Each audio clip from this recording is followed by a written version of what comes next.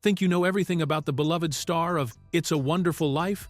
Think again. From eating his way into World War II to keeping his Oscar in a hardware store for 25 years, James Stewart lived a life far stranger than any character he ever portrayed on screen. The man who made us believe in guardian angels had secrets that would shock even his biggest fans. Here are 15 things you never knew about James Stewart. Fact 1.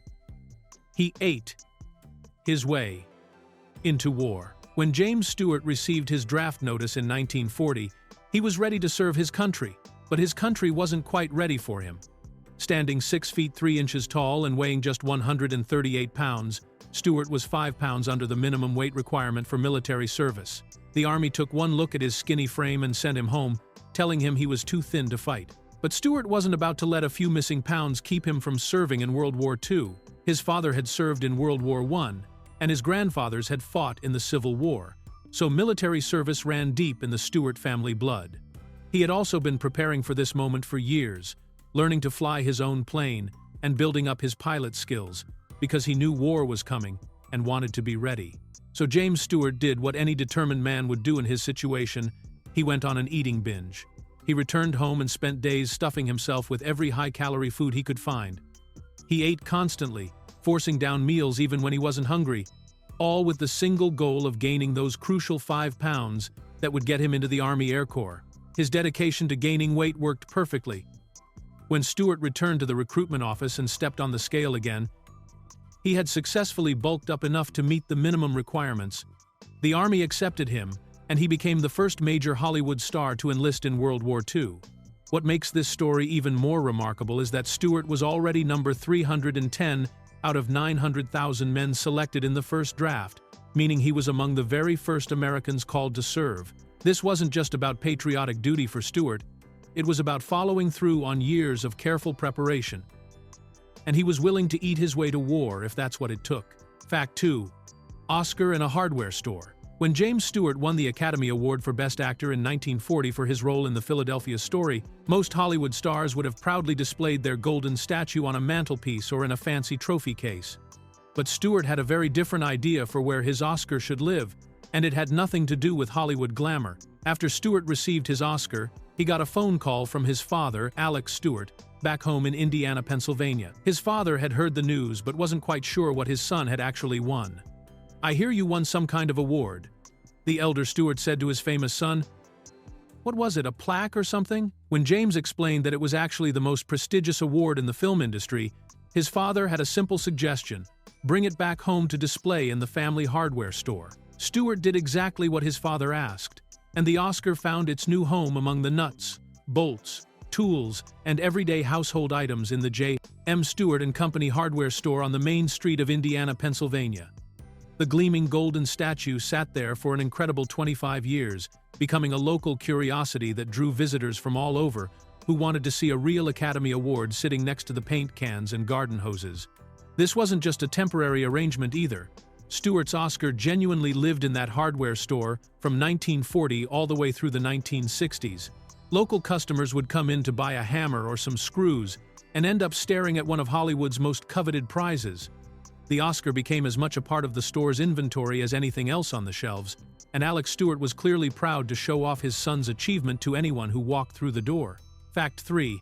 Architecture degree from Princeton. Before James Stewart ever stepped in front of a camera or delivered his first line on a movie set, he was actually trained to design buildings, not perform in them.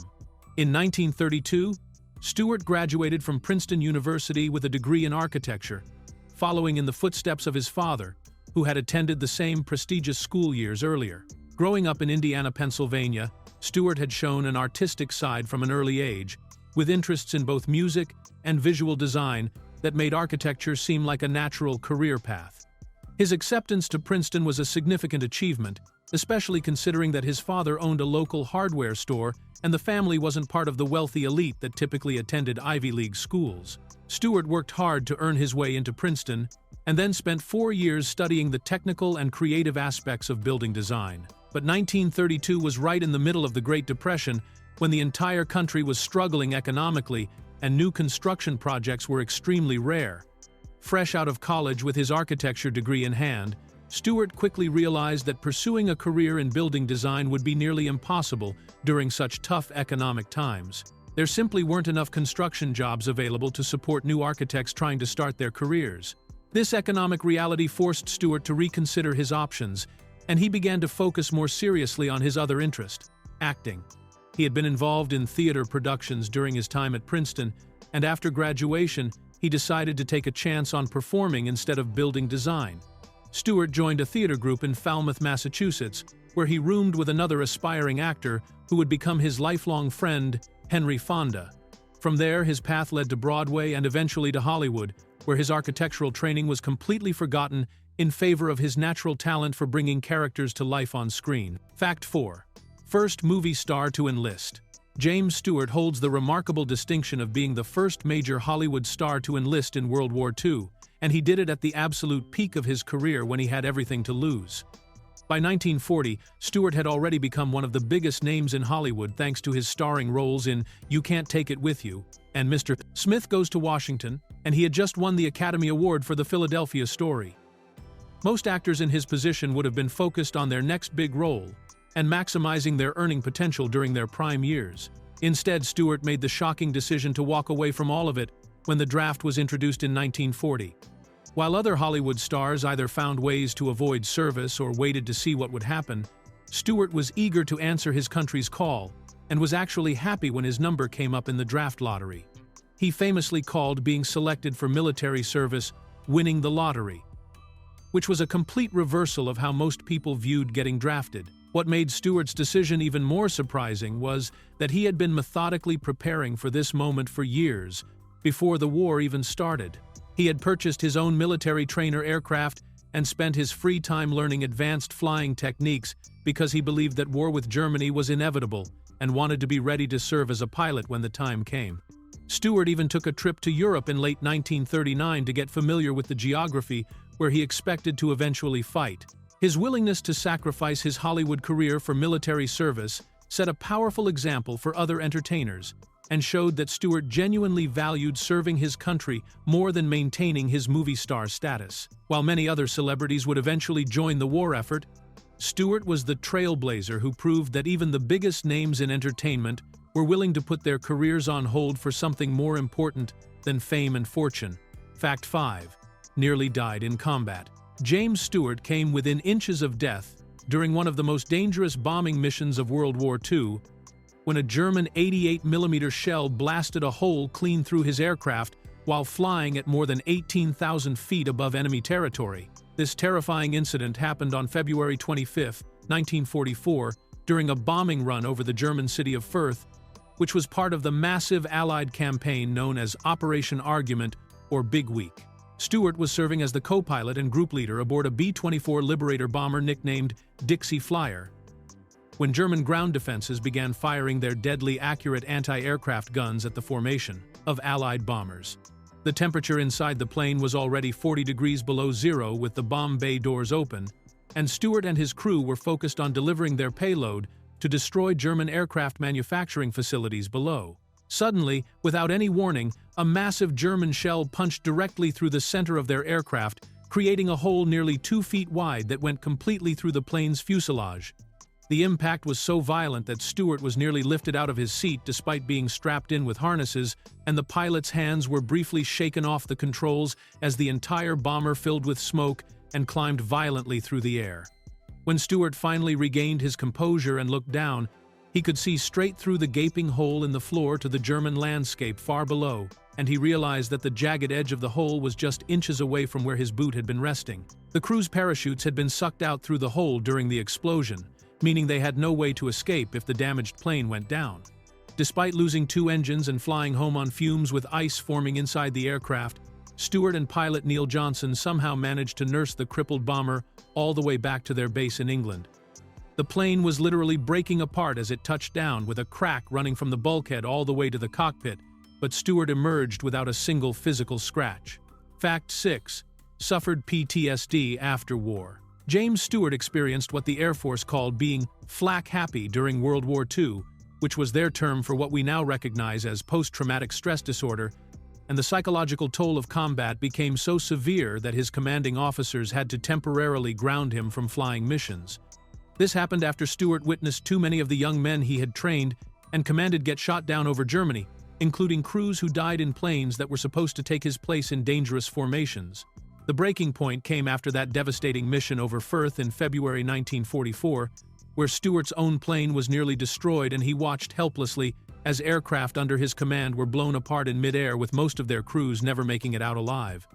For the first time since December of 1943, Stewart was kept out of the flying rotation for more than 2 weeks, which was highly unusual for someone who had been flying combat missions on a regular schedule and leading groups of up to 150 aircraft. Stewart's dedication to his role as a leader made the psychological impact even worse, because he felt personally responsible for every man who didn't make it home, and he was the one who had to write letters to their wives and families, explaining how their loved ones had died. The stress became so overwhelming that Stewart could only keep down peanut butter and ice cream for weeks at a time, and he lost so much weight that he became gaunt and gray-haired, looking much older than his actual age. The military's solution was to send affected airmen like Stewart to the countryside, where they would receive what was essentially early therapy, including treatment with sodium amytal to help them calm down and process their experiences. Stewart's family later revealed that he continued to suffer from recurring nightmares about the war for the rest of his life, and they would often find him sitting alone in his study, staring into space as he relived those traumatic moments in the skies over Europe. Fact 7.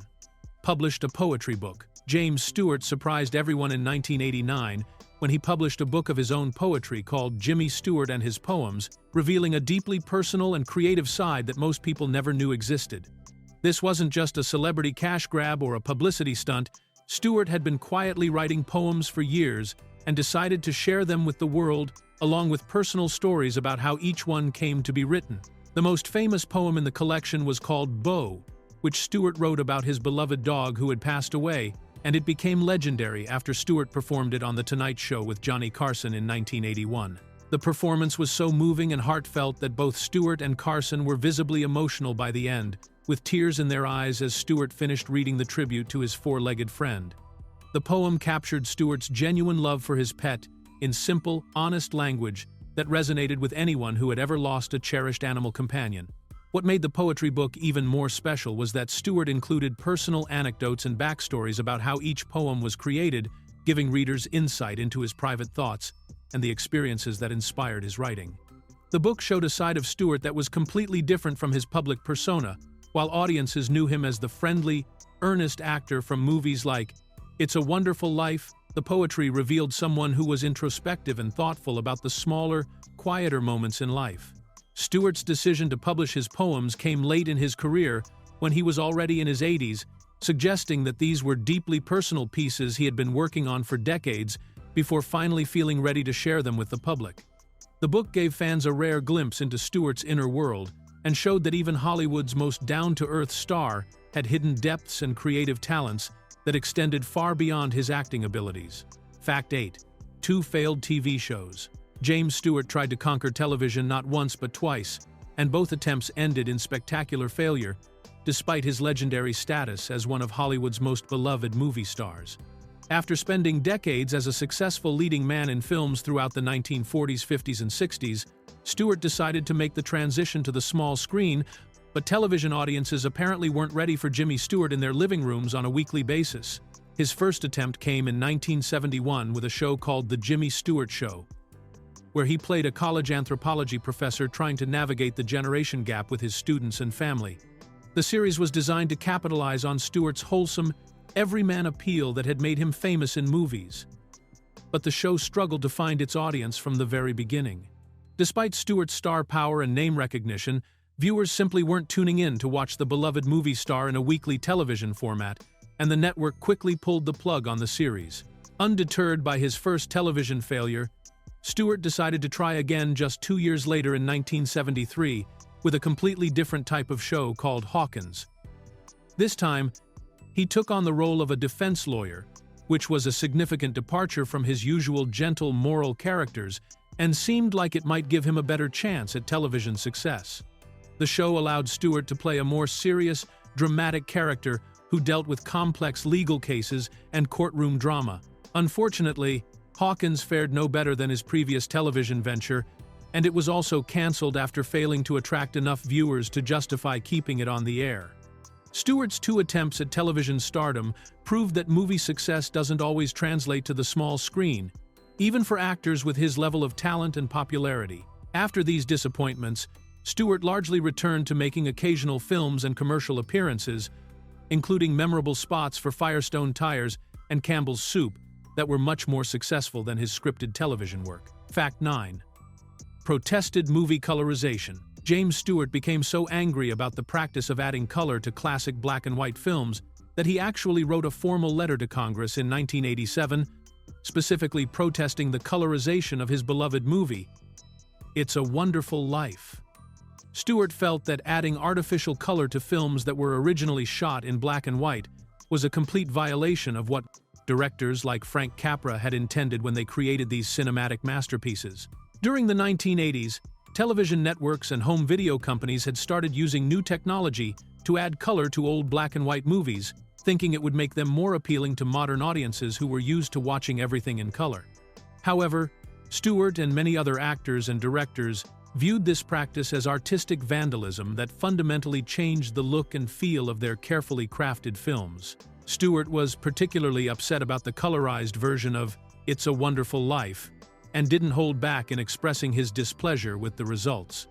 He described the tinted version as a bath of Easter egg dye, and was frustrated by how the colorization process made obvious visual choices that completely went against Frank Capra's original artistic vision. Stewart pointed out that putting a character named Violet in violet-colored costumes was the kind of obvious visual pun that Frank Capra never would have considered when making the film. After writing his letter to Congress, Stewart didn't stop there. He actually traveled to Washington, D.C. in 1988 to lobby against the colorization practice in person. He spoke with lawmakers about how important it was to preserve the artistic integrity of classic films and argued that directors and actors should have some say in how their work is presented to future generations. Stewart's passionate campaign against colorization showed just how much he cared about protecting the original vision of the films that had made him famous, and he was willing to take his fight all the way to the halls of Congress to make his point. Fact 10. Became a brigadier general. James Stewart didn't just serve in World War II and then return to civilian life like most veterans.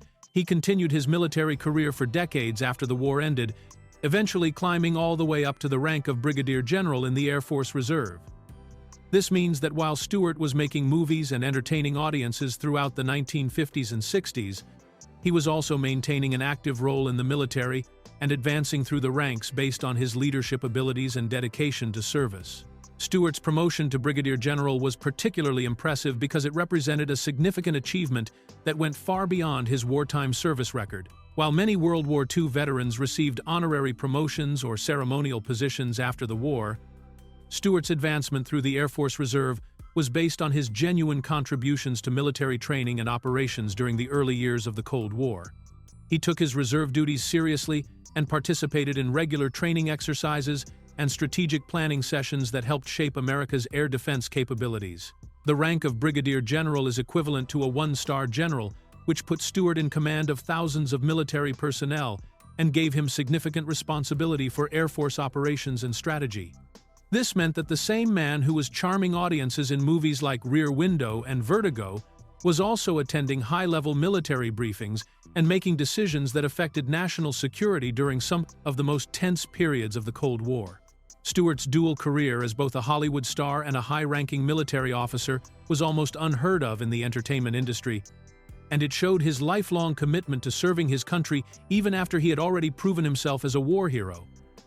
His military colleagues respected him not because he was a famous actor, but because he had earned his rank through years of dedicated service and demonstrated leadership abilities that extended far beyond his talents on the movie screen. Stewart managed to balance these two very different careers successfully for more than 2 decades after World War II ended. Fact 11. Had combat nightmares for life. James Stewart carried the psychological scars of World War II with him for the rest of his life, suffering from recurring nightmares about his combat experiences and displaying troubling behaviors that his family witnessed but the public never knew about. While Stewart maintained his cheerful, wholesome public image throughout his post-war career, His wife and children later revealed that he was haunted by memories of the dangerous bombing missions he had flown over Nazi-occupied Europe. Stewart's wife talked openly about how he would wake up in the middle of the night from vivid nightmares about the war, reliving the terrifying moments when his aircraft was hit by enemy fire or when he watched planes under his command get shot down with their crews inside. These nightmares weren't just occasional occurrences, they happened regularly throughout his life, showing that the trauma from his 20 combat missions had left deep emotional wounds that never fully healed. Even during his waking hours, Stewart's family noticed disturbing signs that the war continued to affect him decades after it ended. His daughter specifically talked about how she would find her father sitting completely alone in his study, staring off into space for long periods of time without speaking or acknowledging anyone around him. During these episodes, Stewart seemed to be mentally transported back to those dangerous skies over Germany, lost in memories of the men he had trained and commanded who never made it home alive. What made this even more tragic was that Stewart had described his wartime service as some of the happiest and most fulfilling times of his life because of the close bonds he formed with his fellow airmen and the sense of purpose he felt while serving his country. However, those same experiences that gave his life meaning also became the source of lifelong psychological pain that he kept hidden from the public, while maintaining his reputation as America's most beloved and down-to-earth movie star. Fact 12. Led 20 combat missions. James Stewart flew more than 20 dangerous combat missions over Nazi-occupied Europe as a B-24 Liberator pilot, and what made his service even more remarkable was that he wasn't just another crew member following orders. He was actually commanding massive formations of up to 150 aircraft during some of the most perilous bombing raids of World War II. Stewart served as a group leader, wing commander, and squadron leader, which meant he was responsible for coordinating complex aerial operations while flying in some of the most heavily defended airspace in the world. What set Stewart apart from other pilots was his age and experience, since he was often the oldest man in the formation while most of his fellow airmen were teenagers and young men in their early 20s. This age difference, combined with his natural leadership abilities and clear-speaking voice from his acting training, made him an ideal choice for command positions where he needed to communicate with dozens of other aircraft during the chaos of combat. One Air Corps officer noted that Stewart's precise way of speaking, which he had developed through his film work, was a huge advantage because other pilots could easily understand his radio communications even during the most stressful moments of a mission. Stewart's combat missions took him deep into German territory to bomb strategic targets like aircraft manufacturing plants, submarine bases, and military installations, often facing intense anti-aircraft fire and attacks from German fighter planes. His very first mission was a long, dangerous flight to Kiel in northern Germany near Denmark, and he rarely got what the military called milk runs, which were the easier, less dangerous bombing targets closer to home. Instead, Stewart consistently flew some of the most challenging and deadly missions of the war, including bombing runs over major German cities like Berlin, and participating in the massive Big Week campaign that aimed to cripple Germany's ability to build military aircraft. Fact 13. Never made war movies. Despite being one of the most decorated actors to serve in World War II and having incredible real-life combat experiences that would have made for compelling cinema, James Stewart absolutely refused to ever star in a World War II movie or give detailed interviews about what he had experienced during his military service. This was particularly surprising given that war films were extremely popular throughout the 1950s and 60s, and Stewart's authentic combat background would have brought unmatched credibility to any military role he might have taken. Stewart's refusal to capitalize on his war service began immediately after he returned from Europe, when his own studio boss, Louis B. Mayer, approached him with the idea of making a movie called The James Stewart Story that would have dramatized his real-life experiences as a bomber pilot and war hero. The film would have been a guaranteed box office success and could have revitalized Stewart's career after his long absence from Hollywood, but Stewart flatly refused to participate in the project and told Mayer he had no interest in turning his military service into entertainment. This wasn't just a one-time decision either. Stewart maintained this policy throughout his entire post-war career, consistently turning down any opportunity to appear in World War II films, even when other major stars were making successful war movies. He also rarely spoke to journalists about his combat experiences and would politely deflect questions whenever reporters tried to get him to share stories about his time flying dangerous missions over Germany. Stewart's reluctance to discuss or dramatize his military service extended even to his relationships with the men he had served alongside during the war. While many of his former crew members and fellow pilots wanted to stay in touch and invited him to weddings and family celebrations, Stewart remained distant and closed off from these connections. He seemed to view his wartime experiences as deeply private and personal, something that was too meaningful and traumatic to be turned into public entertainment or casual conversation topics. Fact 14. MGM boss called him names. Louis B. Mayer, the powerful head of MGM Studios, called James Stewart a son of a bitch, and threatened that he would never work in this town again, after Stewart refused to star in a propaganda film about his own World War II military service. This explosive confrontation happened when Stewart returned to Hollywood after spending years flying dangerous combat missions over Europe, and it showed just how much tension existed between the actor's personal principles and the studio system's desire to make money from his war hero status. Mayer had big plans for Stewart's return to movies and saw a golden opportunity to capitalize on the actor's genuine war record by making a film called The James Stewart Story that would have dramatized his real-life experiences as a decorated bomber pilot. From Mayer's perspective, this seemed like a guaranteed box office hit that would combine Stewart's popular screen persona with his authentic military credentials, creating the perfect patriotic entertainment for post-war audiences who were hungry for stories about American heroes. However, Stewart was absolutely horrified by the idea of turning his military service into a Hollywood spectacle and flatly refused to participate in any such project. Stewart viewed his time in combat as sacred and deeply personal, not something to be exploited for entertainment purposes or studio profits. His war experiences had cost him friends and left him with psychological scars that would last for the rest of his life, so the thought of reenacting those traumatic events for movie audiences was completely unacceptable to him.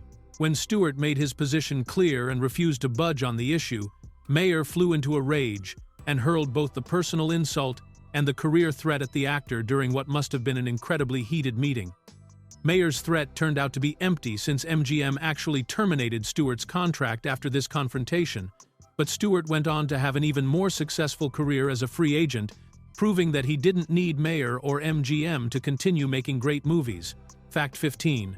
Built model planes with Henry Fonda. When James Stewart returned from World War II in 1945, he was so psychologically damaged and physically exhausted that he ended up living in Henry Fonda's children's playhouse, while the two war veterans used model airplane building as an unusual form of therapy to help them readjust to civilian life. Stewart arrived back in Hollywood looking gaunt and gray-haired, barely recognizable to his own parents, and the only person waiting for him at the train station was his old roommate and fellow actor Henry Fonda, who had also served in the military during the war. Fonda immediately recognized that his friend needed time and space to recover from his traumatic combat experiences, so he offered Stewart a place to stay in a small but fully functional house that Fonda had built in his backyard for his children Peter and Jane to play in. The little house had everything Stewart needed, including a kitchen and a bar, and it became the perfect quiet retreat where he could begin the slow process of healing from the psychological wounds he had suffered while flying those deadly bombing missions over Europe. The two men spent their days together engaged in the same hobby they had enjoyed before the war, building and flying model airplanes. Fonda had access to military-grade surplus kites and model aircraft, and the two veterans would spend hours carefully constructing these miniature planes and then taking them outside to fly them together. This activity served as a gentle way for both men to reconnect with their love of aviation without having to relive the dangerous and traumatic aspects of their wartime flying experiences. What made this arrangement even more touching was that neither Stewart nor Fonda were big talkers, so they found comfort in working with their hands and sharing quiet companionship without feeling pressured to discuss their war experiences or process their emotions through conversation. They would listen to records, build their model planes, and simply exist together as they slowly readjusted to a peacetime world that felt foreign after years of military service.